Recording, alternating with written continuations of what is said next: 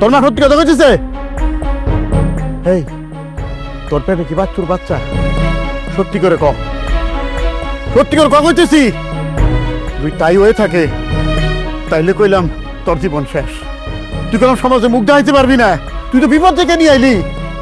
আর তুই তুই মাই হবি, তোর আমার সাথে আসলি কেন? বাচ্চা সহ যদি আমার মাইরা ফেলতো, সেইটাই ভালো আসছিল। আর তো জানতাম তুই একা একটা ভেজাল বাজাই নিয়েছ। আব্বা তোমরা যেমন মনে করতেছো এমন কিছু না। খুব শরীরটা একটু দুর্বল হয়ে গেছে, এই লেগে বমি করতেছি। শুনেন, হ্যাঁ? বেলির কথা শুনানোর কোনো দরকার নেই। আপনি এক কাজ করেন তো, ওই রমেশ ডাক্তারের ফোন দেন, ওরা আইতে কোন তাড়াতাড়ি। কপালে যার কত কি আছে তা আল্লাহই জানে। এই চল ওঠ, ঘরে ল আয়।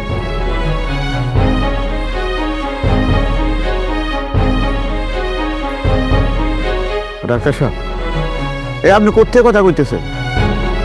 আরে দুরূপ জরুরি ভাবে আমার বাচ্চা লাগবো। হ্যাঁ